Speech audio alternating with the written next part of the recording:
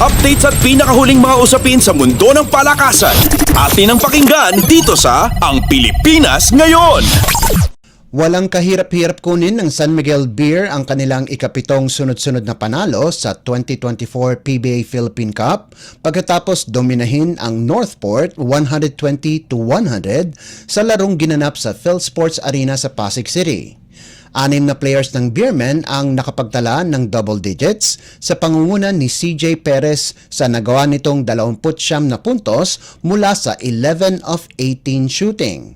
Sa kabuuan, naipasok ng SMB ang 50% ng kanilang mga tirada kasama na ang 18 naipasok na 3-pointers mula sa 35 pagtatangka. Ang San Miguel ay tanging koponan na wala pa ring bahid ang kanilang record komperensya, tangan ang malinis na 7-0 kartada para makuha ang isang pwesto sa quarterfinals. Nagambag naman si Mo Tautua ng 15 puntos sa 14 at 14 naman ang nagawa ni Marshall Lassiter habang si 7-time Most Valuable Player Junmar Fajardo ay nagdagdag ng 12 puntos at 9 na rebounds sa loob ng 21 minutong paglalaro. Ito naman ang ika-4 na sunod-sunod na talo ng Batang Pier para bumagsak sa 4-5 ang kanilang baraha sa komperensya. Nanguna naman si Arvin Tolentino sa talo ng Northport sa nagawa nitong 26 na puntos at 9 na rebounds. Updates at pinakahuling mga usapin sa mundo ng palakasan. Atin ang pakinggan dito sa Ang Pilipinas Ngayon. Nakakuha ng ginto at pilak na medalya si Filipino Olympian Carlos Yulo sa 2024 FIG Artistic Gymnastics World Cup Series na ginanap sa Doha, Qatar. Nakopo ni Yulo ang silver medal sa vault pagkatapos makapagtala ng 15.066 points sa likuran ng kampyon na si Davtyan Artur ng Armenia na nakalikom ng 15.166 points. Mas malakas ang kanyang naging kampanya sa parallel bars kung saan nakakuha ito ng 15.200 points, sapat para angkinin ang gintong medalya.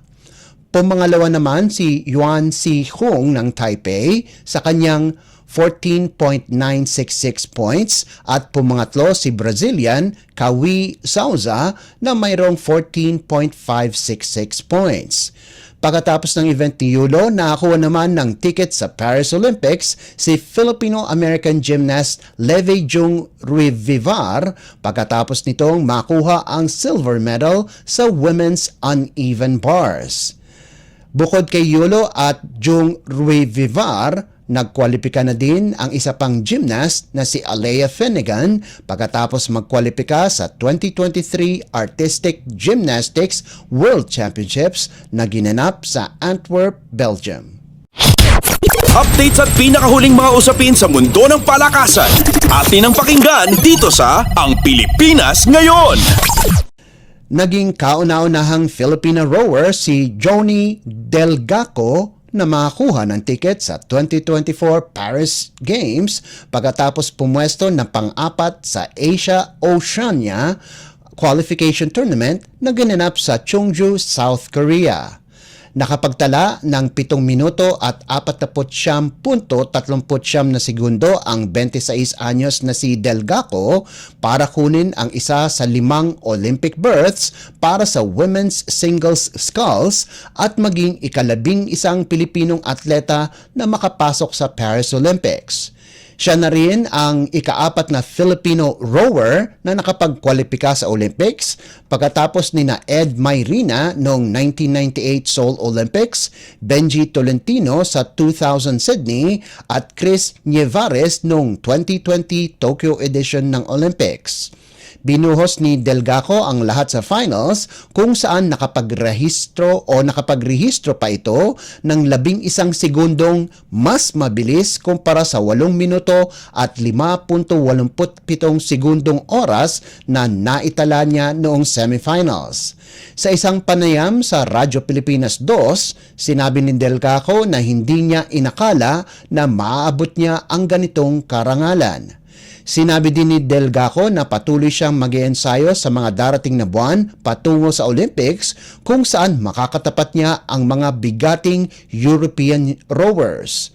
Sa ngayon, ang mga kwalipikado na sa Paris Olympics ay sina Paul Volter, EJ Obiena, mga boksingerong sina Nesty Petesio, Ira Villegas at Yumir Marshall, weightlifters Elrin Ando, Vanessa Sarno at John Februar Ceniza, at gymnasts Carlos Yulo, Alea Finnegan at Levi Jung Revivar. Inaasahan na mayroon pang mga Pilipino na makakuha ng tiket sa Olympics sa mga susunod na buwan dahil nakatakda ang ilang mga qualification tournaments. Updates at pinakahuling mga usapin sa mundo ng palakasan. Atin ang pakinggan dito sa Ang Pilipinas Ngayon. At yan ang pinakahuling balita sa larangan ng palakasan. Para sa Radyo Pilipinas World Service, ito po si Leo Magpayo. Magandang araw. Updates at pinakahuling mga usapin sa mundo ng palakasan. Atin ang pakinggan dito sa Ang Pilipinas Ngayon.